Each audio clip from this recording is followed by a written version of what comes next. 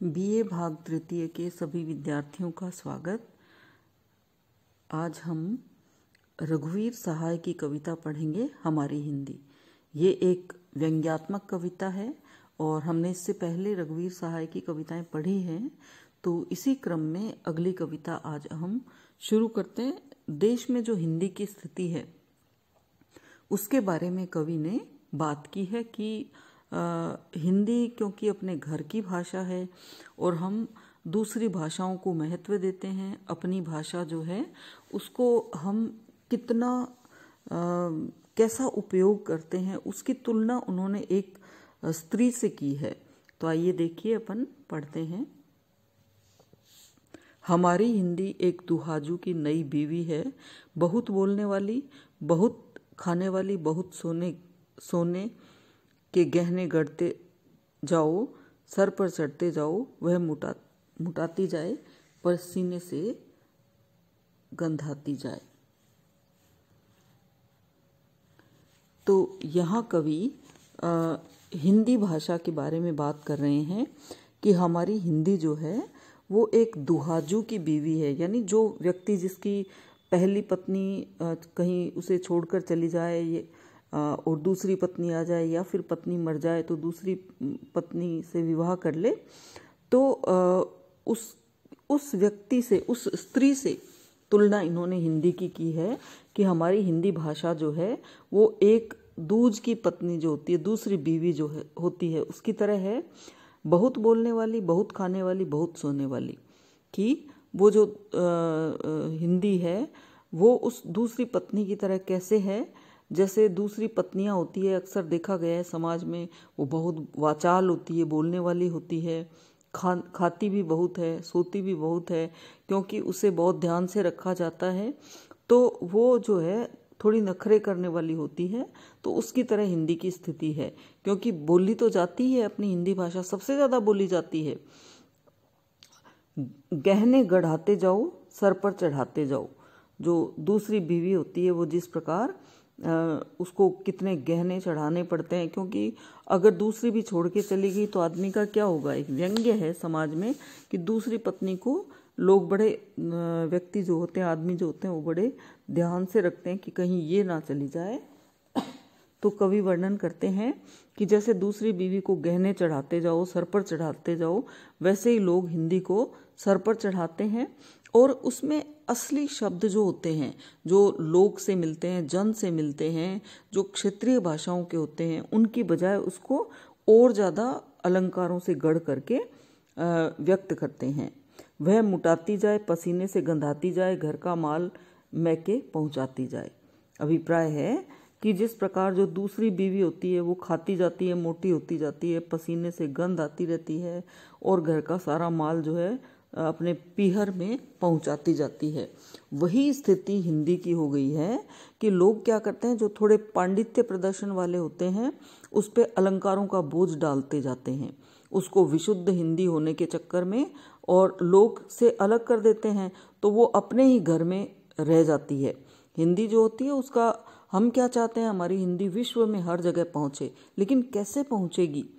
जब हम उसको सर पर चढ़ा लेंगे और उस पर बड़े बड़े शब्दों का प्रयोग करेंगे, जो आम आदमी से दूर चली जाएगी, अपने ही घर वालों की होके रह जाएगी, तो जो अहिंदी भाषी हैं उनको कितनी तकलीफ होगी ऐसी हिंदी से।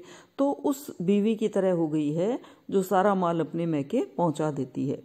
पड़ोसियों से जले कचरा फेंकने को लेकर लड़े, कि ये जो हमारी हिंदी है वो ऐसी हो गई है कि जैसे जो दूसरी बीवी होती है जो पड़ोसियों से जलती है और कचरा फेंकने को लेकर लड़ाई करती है। घर से तो खैर निकलने का सवाल ही नहीं उठता। औरतों को जो चाहिए घर में ही है, एक महाभारत है, एक रामायण है। कवि कहते हैं कि हिंदी ये उसकी प्रगतिशीलता को लेकर प्रश्न चिन्ह है, कि जैसे जो दूसरी बीवी होती है वो कचरा फेंकने को लेकर के लड़ती है और घर से नहीं निकलती है, और सब कुछ उसको घर में चाहिए, रामायण महाभारत सारी चीज़ें वो देखती रहती है। तो कहने का अभिप्राय यहाँ पर ये है कि जो हिंदी भाषा है वो दूसरे पड़ोसी देशों और पड़ोसी राज्यों की भाषाओं से जलेंगे हिंदी भाषी लोग, और एक स्थान से दूसरे स्थान जब जाएगी भाषा तभी तो उसका विकास होगा, लेकिन वो पहुंचती नहीं है क्योंकि उसको घर में ही सब चाहिए। अभिप्राय है कि उसमें अगर भाषा में कई सारे शब्द आएंगे तो जो पंडित लोग हैं, पांडित्य प्रदर्शन वाले लोग हैं, भाषा के जो ठेकेदार बने बैठे हैं हिंदी भाषा के, वो क्या करेंगे, वो उस भाषा को कहीं मिलने जुलने नहीं देंगे और उसमें अपनी चलाते हैं, अपने नियम कानून बनाते हैं, उसका अपना रामायण महाभारत जो परंपराएं चली आ रही है उसी को उसमें व्यक्त करते हैं। तुलसीदास भी की भी, राधे श्याम की भी, एक नागिन की स्टोरी में गाने और एक खारी बावली में छपा कोकशास्त्र, एक खुसट महरीन है परपंच के लिए। जिस प्रकार जो घरेलू महिलाएं होती है, दूसरी बीवी होती है किसी की, वो तुलसी की, राधे श्याम की या किसी भी प्रकार की जो धार्मिक पुस्तकें हैं, किताबें हैं, उनको अपने घर में ही पढ़ना चाहेगी। कोई नागिन की जो कहानी है वो, और कोई गाने, ये धुनें जो है वो सारी की सारी वो उसकी पसंद की चीज़ें होगी जो घर में ही रखेगी। और खारी बावली में जो खारी बावली स्थान जहाँ कोकशास्त्र की पुस्तक और उसके जो सपने हैं वो बस यहीं तक सीमित रख दिए हैं कि मुंबई की गलियों और वहाँ में छपा कोई कोकशास्त्र, कोई खुसट सी बुरे व्यवहार की एक घर में महरी नौकरानी रखती है प्रपंच के लिए, जिस तरह ऐसी महिला होती है, उसी प्रकार जो हिंदी भाषा है उसमें भी ये सारी जो पारंपरिक चीज़ें हैं जो आपको प्रगतिशीलता में बाधक होती है। कोई भी महिला आप देखिए, अगर उसके पास अपनी एक नौकरानी है, अगर वो टीवी में बैठी बैठी सीरियल देखती है या पुस्तकें पढ़ती है, बाहरी दुनिया का कत्ते हवा ही नहीं लगती उसको, तो उसका व्यक्तित्व कैसा होगा? वो बिल्कुल एक तरह से संकड़ी हो जाएगी और अपने आप में सीमित हो जाएगी। यहाँ कवि ने इन प्रतीकों के माध्यम से, महिला जो बताई है वो प्रतीक है, तो इन प्रतीकों के माध्यम से ये बताया है कि हिंदी को एक जो सीमित क्षेत्र है उस तक बांध दिया है और उसका विकास नहीं होने दिया लोगों ने। तो इस पर एक करारा कवि ने व्यंग्य किया है ऐसी महिला के माध्यम से। एक अधेड़ खसम है जिसके प्राण अकच्छ किए जा सकें, एक गुचकुलिया सा आंगन, कई कमरे, कुठरिया एक के अंदर एक, बिस्तरों पर चिकट तकिए, कुर्सियों पर गोंजे हुए उतरे कपड़े, फर्श पर ढनकते गिलास। यानी देखिए आप कितनी ऐसी महिला जो कि बिल्कुल समझदार नहीं हो और फूहड़ हो, उस फूहड़ महिला से तुलना की है कि जिसके एक अधेड़ सा पति हो और जिसको आप जब चाहे जो कह सको, एक छोटा सा आंगन हो और उसमें कई सारी छोटी छोटी कोठरियाँ हो, सीलन से भरी हुई, बिस्तरों पर तकिए मैले हो और कुर्सियों पर कपड़े उतार करके फेंके हुए हों, फर्श पर गिलास लुढ़के पड़े हों। आप सोचिए कि इस प्रकार का घर अगर किसी का है तो कैसा होगा? गंवार होगा।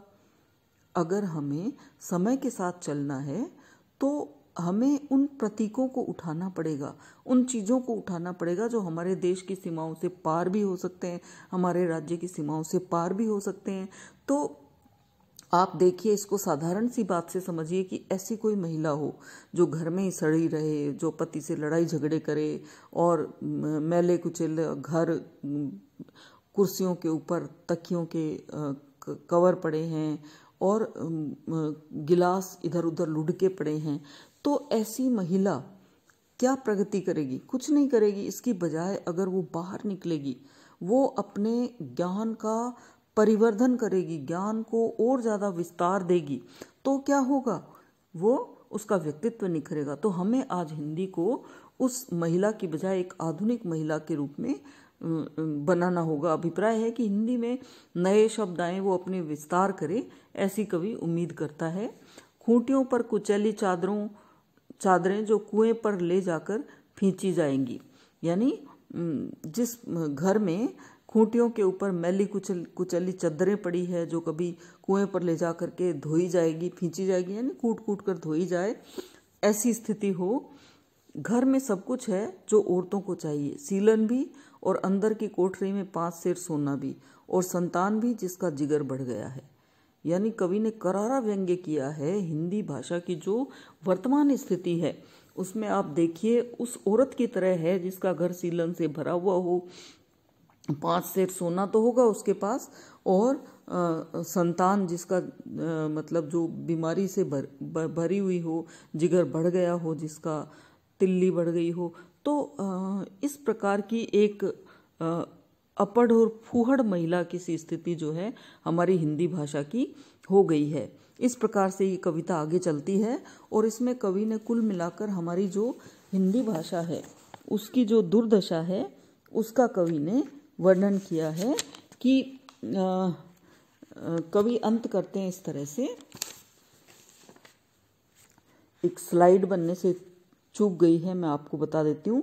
सीलन भी और अंदर की कोठरी में 5 सेर सोना भी, और संतान भी जिसका जिगर बढ़ गया है, जिसे वह मासिक पत्रिकाओं पर हगाया करती है, और जमीन भी जिस पर हिंदी भवन बनेगा। यानी आप देखिए वैसी स्त्रियां जो अपने बच्चों को जो पोटी कराना होता है वो भी किसी भी मासिक पत्रिकाएं आती है उन पर बच्चों को पोटी करवा देती हैं। तो ये कितना बड़ा पढ़ाई का और भाषाओं का कितना बड़ा जो है अपमान है वो करने वाली। और कवि कहते हैं कि और जमीन भी जिस पर हिंदी भवन बनेगा। यानी एक तरफ तो हम हिंदी के इतने हिमायती हैं कि ऐसे लोगों में ज़मीन तलाशते हैं। कहने वाले चाहे कुछ कहें, हमारी हिंदी सुहागिन है, सती है, खुश है। उसकी साध यही है कि खसम से पहले मरे, और तो सब ठीक है पर पहले खसम उससे बचे, तब तो वह अपनी साध पूरी करे। देखिए अंत में कवि ने कितना बड़ा व्यंग्य किया है कि ऐसी जो औरतें जो ये चाहती हैं कि पति से पहले वो मर जाए, लेकिन अंत में जो है कवि ने मारक व्यंग्य कर दिया कि और तो सब ठीक है पर पहले खसम उससे बचे। तब कि खसम से पहले, पति से पहले मरने की तो सोचती है, लेकिन उसकी दुर्गत को देख के पति पहले ही मर जाएगा, वो बचेगा भी नहीं। अभिप्राय है कि हिंदी भाषा बचेगी नहीं अगर हम प्रगतिशीलता की ओर नज़र नहीं फैलाएंगे या अपन अपना दृष्टिकोण संकुचित रखेंगे तो हिंदी को नुकसान होगा। तो यहाँ बड़े करारा व्यंग्य कवि ने किया है। कुछ लोक भाषाओं, लोक में चलने वाले शब्दों को, जैसे खसम आदि शब्दों को, जैसे अपन ने इसमें देखा ना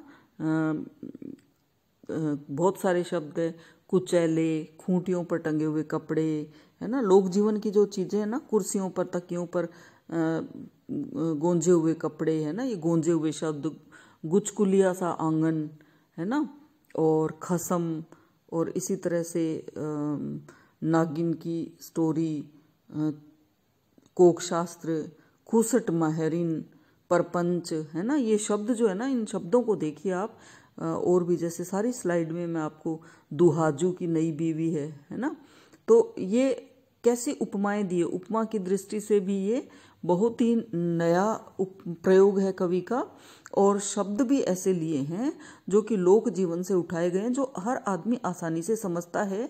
और जो बात कवि कहना चाहते हैं उसकी जो मारक क्षमता है, यानी जैसे चिकोटी काटते हैं तो जो दर्द होता है ना, वही दर्द यहाँ इन कविताओं में प्रकट होता है। तो बच्चों, पढ़ना आप इस महाविद्यालय के YouTube चैनल को लाइक करना, सब्सक्राइब करना और अपने मित्रों के साथ शेयर करना और पढ़ना। मुझे सुनने के लिए धन्यवाद।